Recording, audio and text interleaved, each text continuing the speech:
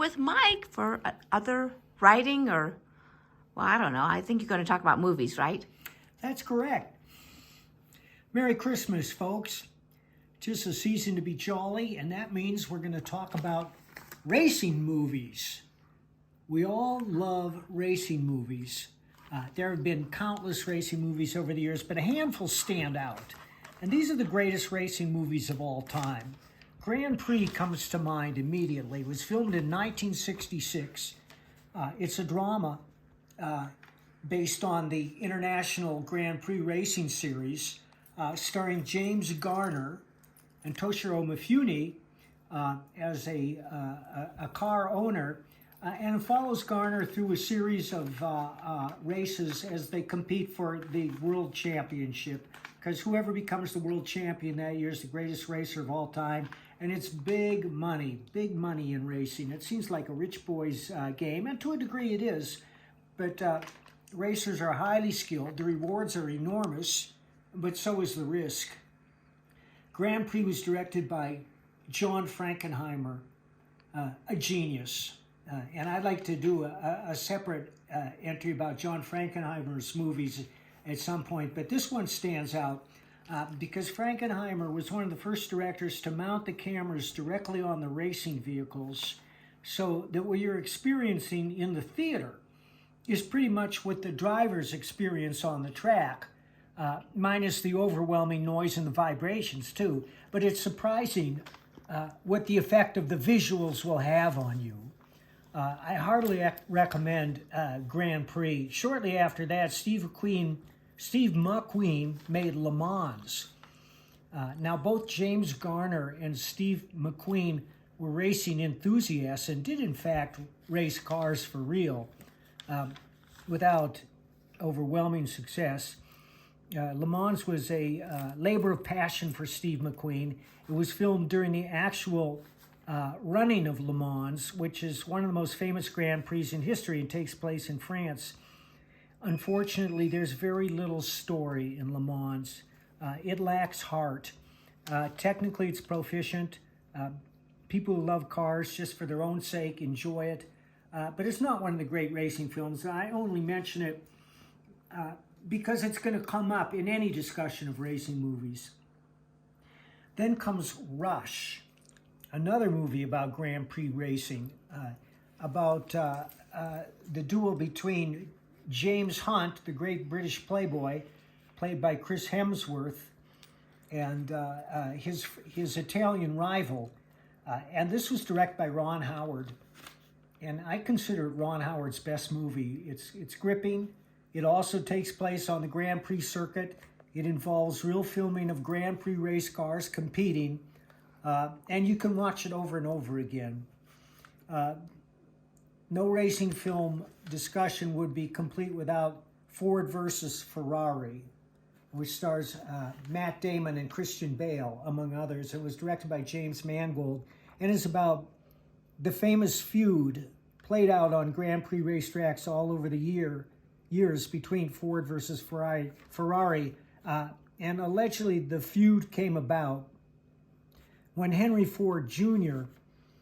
approached Enzo Ferrari about a possible joint production, and Ferrari rudely blew him off.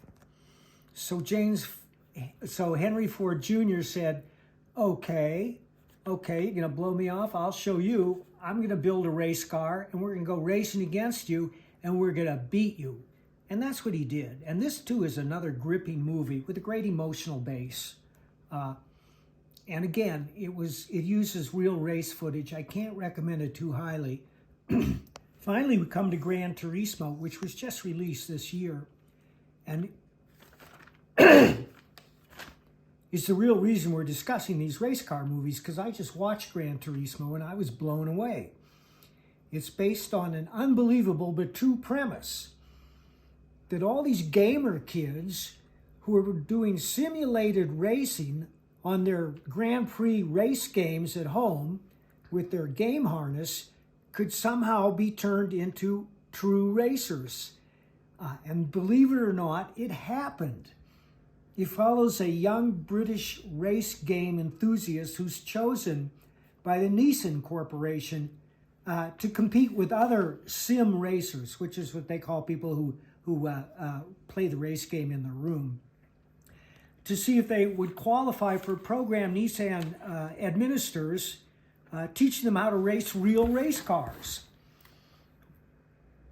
It was directed by Neil Blomkamp, who debuted with District 9. As the film progresses, you're drawn in. The characters are etched with great feeling. You care for them. You root for them.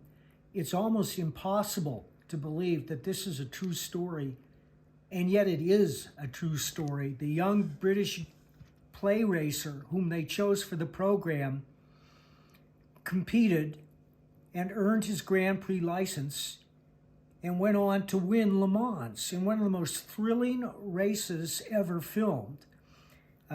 This is up there with best of them, and may be the best of the racing movies I've ever seen. It was just astonishing. One of these days we're going to cover car chase movies, which include Steve McQueen's Bullitt, which is held as the gold standard for car chase movies. But car chase movies are essentially crime films, and this is about the racing films. May they never end. We've been blessed with a surfeit of great racing movies over the past 10 years, and Gran Turismo is right up there at the top. All right. Well, this is definitely a Christmas topic. We're going to zoom out so you can see Freddie, who is lounging. Freddie. Freddie. Okay, he's not going to look up. That's fine. All right. Any other nuggets, things you want to share with the audience? Well, ladies, if you don't know what to get your husband, there's two things all men want, and those are weapons and vehicles. Okay. Well. And Anne has given me some of my greatest weapons. Yeah. Well, those are good tips for guys. And of course, women, what do they say? Diamonds are a girl's best friend. Women always love jewelry, flowers, all that good stuff. All right. Well, hope everyone's having a Merry Christmas, Happy Hanukkah, Happy Holidays. Oh, and Freddie says hi. Okay, Freddie. Anyway, hope this is finding you well. Please subscribe, comment, like, and we appreciate everyone watching. We're very grateful for all the viewers. Thank you.